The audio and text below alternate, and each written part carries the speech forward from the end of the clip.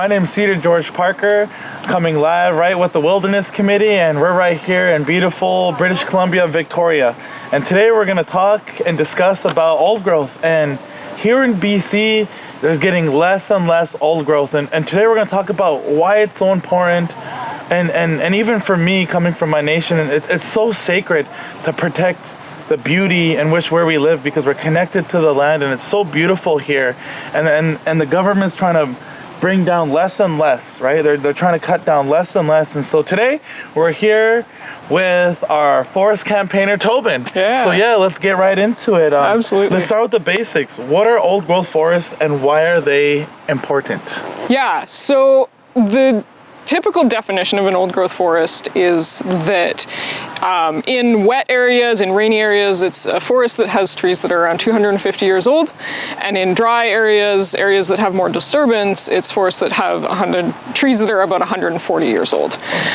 The issue with that definition, though, is that it's relying on very concrete numbers and doesn't take into account the fact that old growth forests provide so much value.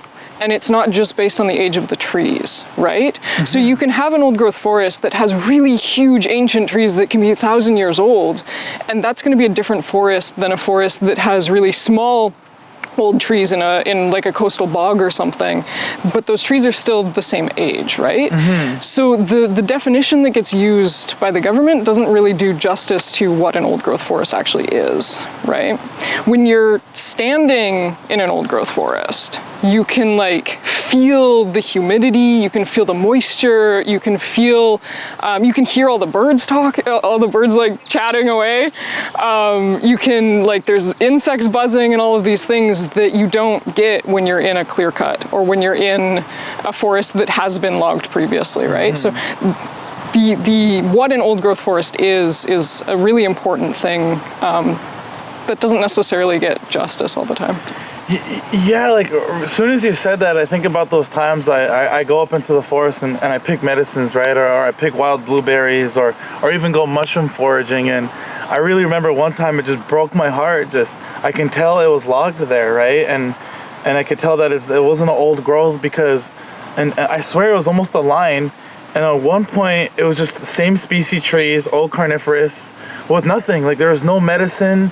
And my grandma would walk me through the forest and tell me about the land and what all the different plants do and how they all contribute towards towards the environment and how everything works together, right? And in our language called Natsima, one heart, one prayer, one mind. And I remember there was plants from all the way little, all the way up to the highest 100 feet ones, right?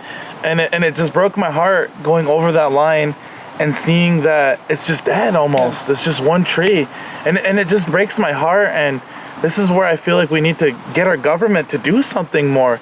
And apparently are doing something. You mentioned lack of doing something. You mentioned clear-cut logging, but didn't the BC government end old growth logging already? Or at least they're in the process of phasing it out. Yeah. So the last provincial government came in about 4 years ago, and they came in on a platform of ending old growth logging. There was a report called the Old Growth Strategic Review that came out basically saying that there needs to be a paradigm shift in how old growth forests are managed in the province, right? Saying that across people in BC, there is pretty solid agreement that the way we are doing old growth logging is not benefiting anybody, and it's definitely not benefiting the forest. So the government pretty much admitted that. The government committed to that. They admitted that and they committed to that. Yeah. And what have they done in those 4 years?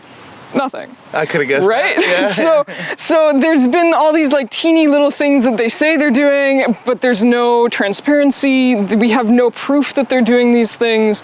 One of those things specifically are deferrals. So the areas that have really at-risk old growth that's potentially going to get logged very quickly, very soon. There's very little of that left in the province, and the government committed to deferring those areas from getting logged. So those areas weren't supposed to get logged so that communication could happen between the different governments that call this province home, right? So the provincial government along with First Nations governments. Those discussions need to happen, and old growth getting logged in the meantime isn't going to be conducive to those discussions, right? Yeah. So the province committed to stopping that logging temporarily. Have they done that? Not really. We have no idea, because they're not telling us where or when or why or how anything of these deferrals are going. So it's a big challenge there for sure. Yeah, and I remember coming up here and just like always seeing people in the, you go out there in the lumberjack outfit, right? And it's almost a big culture here, but it gets to a point where our culture is really destroying the ecosystem, right? And you see more and more people in different nations standing up right to the government and all of these destructive, really, really destructive forest companies. And so, like one thing I think, people say the BC government was built on the forestry industry. What about the argument that halting old growth logging would harm workers in communities? Yeah, old growth logging isn't helping workers in communities right now, right? Mills are getting shut down, raw logs are being exported, the number of jobs in the forestry sector has declined rapidly.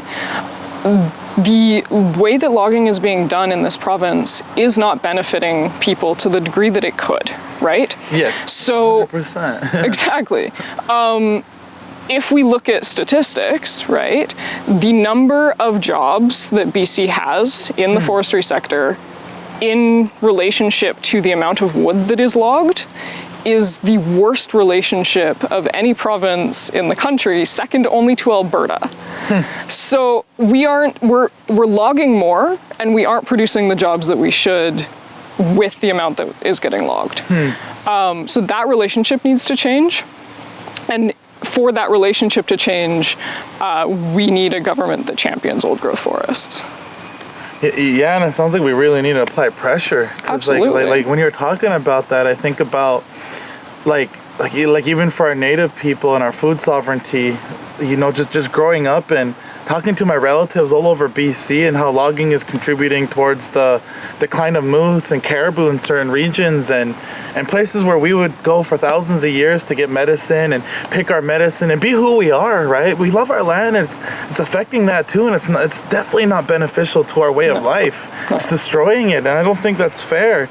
So what do you think about how the logging industry claims there's lack of access to fiber that's causing the industry to collapse? Yeah, so there's a narrative in the logging industry that comes out of the logging industry that says the reason that they're closing mills, the reason that the logging industry isn't benefiting workers and communities is because environmentalists like us have said they can't access old growth, right? But if we look at the policies that the province has, the industry doesn't have a lack of access to old growth, but there has been a century or more of commercial logging going on. And so if they are having issues accessing enough trees to continue with the industry, it's because they've already logged the trees, right? They've created this problem. So they need to be the ones that fix it, right? Like, this issue isn't because of policy around old growth. This issue is because they have logged most of the old growth that's in this province. Yeah, and I think more like I noticed, like, even with different people standing up all over the province and honestly even our whole country, just all different people from different backgrounds are starting to stand up and say, no, we need to stop this, right? Yeah. And so even how it's affecting our economy, it's affecting health and safety of the environment, and even salmon too, right? It's just affecting everything from the ground up, and I feel like that's just really, really not fair. It's like, it's just kind of crazy, right? They're starting this problem, said they're going to do something, but they're not doing it. Yeah. And people are getting tired of it. Yeah. We're getting tired of this. We're coming together to stop this. So it's like, how can we balance the environmental movement to protect old growth forests with the rights of First Nations and Indigenous peoples? Yeah. I don't think that these things are mutually exclusive, right? Like you've mentioned, with old growth logging comes a decline in moose, it comes a decline in salmon, comes a lack of access to medicines, comes a lack of access to culturally significant trees, right? Logging old growth is harming Indigenous communities in this province, right? The issue here, though, is that there's a double standard. There's a narrative that the industry puts out that says, Indigenous communities can go log and we'll help them, and that'll be economically significant for these communities. But there isn't the support for communities that want to actually protect their forests. And that support needs to be in place. Ultimately. I've seen that too. Like what the Canadian government will do is like they'll really spend money to help communities who are sometimes in poverty, right? Absolutely. To log everything, but if we don't want to log, they'll send CERG on us. Yeah. Which is what the Canada made a police force just to stop Native people and other activism, right? Yeah. Across Canada, and I'll see that just blatant, like you said, double standard and just really a lot of hate. I feel a lot sometimes from the government that way, because it's just like what are they gonna do when we do want a sustainable future for our future generations? Where are they? Yeah. But when it comes to tearing everything down, the false promises, it feels like, and so that's thanks for saying that. Really hit my heart, because I really said on point, and that really affects me, right? And then seeing my relatives go through this, it hurts, and it's not fair. It's unjust. And so other unjust things I hear the government, they have like their crazy arguments. And so I've heard the argument that logging more reduces fire risk. And so that's another silly thing I've heard too. So what do you think of that? That's another unjust thing they did. If we're talking about like communities and community safety and all of these things, right? Like we've had the fire in Jasper this summer. There has been so many different community evacuations. Part of that also comes down to having removed a lot of cultural practices from the land. BC has you can kind of split the forested area in BC into kind of two areas, right? You can say that there's these rain-dominated areas, like where we're at right now. So that would be like on the coast? Yeah, on the coast. There's lots of water here. There's lots of rain, but there's also fire-dominated ecosystems, right? So these are forests that are supposed to burn, right? These are forests where the trees are adapted to fire, the plants are adapted to fire. When a fire comes through, it doesn't burn super hot, but it kind of refreshes the forest and things grow up and it builds those nutrients, right? And that's super important. And since time immemorial, the Indigenous communities in those areas had fire practices where they would induce fires in those areas that would then regenerate the forest, right? And those were super important. And when those communities were forced onto reserve, those fire practices were banned. The forest wasn't getting regenerated at all, right? And so we have, and the entire reason for that was colonization, but also because there's a logging industry that said, well, we don't want to burn forests because we want to log them. The issue with that, though, is that we've created a situation, the logging industry has created a situation that is ripe to burn, right? There are forests that they burn hot, they burn fast, right? The other issue here, so the logging industry created basically a province that's set to burn. The other issue is that clear cuts still burn. Clear cuts often burn faster and hotter than a forested area. So, because there's still debris, there's still plant and wood material there, but it's all dead, and that burns. So it just dries out. It dries up and it burns. That's what you want to make a fire anyway. Exactly. The dried up stuff. Yeah. That makes sense. Yeah. So if we create more clear cuts, we're not actually doing anything to reduce fire risk. Yeah. We're just increasing fire faster and hotter. Reminds me of the term when people say like it burns like a matchbox. Yeah. Because it's just like matchbox is dried, right? Yeah. It just goes up, and I heard you say about the fires like in Jasper, and like I remember I was working with a chief up in Squilax Nation, and the whole reservation burned down. Yeah. All of it just burned down, and the chief got all of his people to safety, and he was one of the last ones, and he had to run to the river under the bridge, and he had to stay there. Yeah. He could, you know what I mean? And it's just like, and we went to go interview people in the Okanagan, and these are families, and these are citizens here, and these are Indigenous people that live in, so, we call it beautiful British Columbia, but it's not too beautiful and it's all burning, right? And so it's just sad because these are families, these are communities, these are people with kids. Like, I think about my house right now. If that would have burned down, I have my like my gifts for my grandmas and people who passed away, right? Yeah. Like friends and family. I have all these gifts. Yeah, it was a kid that I went to high school with that died in the Jasper fires trying to fight them. So like these are very close. These are the fires are affecting all of our communities for sure.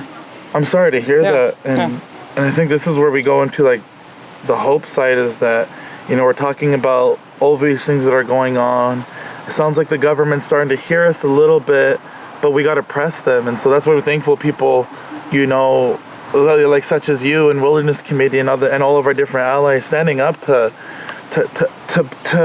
really have a sustainable future. So we don't need to say that we have people we know affected by the fires in very deadly ways in their homes. Like, well, I don't want to say that, right? Yeah. Like, that's really difficult to hear. And, you know, so, the last question, what needs to be done to protect old growth forests, and what can people do to make that happen? Yeah, so like I mentioned at the beginning, there is this thing called the Old Growth Strategic Review that the government committed to. They admitted that there's a problem with old growth logging, they committed to solving it, and the strategic review breaks down these 14 steps that need to happen for that transition. For that transition to work for communities, for nations, for everybody in the province, right? All we need is for them to actually do that, right? We just need them to do that. That'd be a miracle. It would be fantastic, right? But they committed to doing it, right? So we just need them to follow through. So ultimately, the best thing that people can be doing right now is pressuring the government to follow through with what they promised. Yeah. That sounds, so pressuring the government. And so, you know, this was a really great conversation, and I think that right there, like you said, pressuring the government, and you talked about all the different allies, and pressuring the government together is what I'm getting from this too. Absolutely. Like everybody together, coming together to stop this, because now it's just to the point where this is really affecting people. And we need to do something. And so, is there any last words? Are you good to wrap up? Yeah, we can wrap up. We got all into it. Cool. So once again, my name is Cedar George Parker, here with our forest campaigner, Tobyn. Follow us. We'll have all the links to how you can support Tobyn's campaign and how you can get involved to pressure the government. Follow us on our social medias, our new TikTok, and also come to our website, wildernesscommittee.org. Thank you.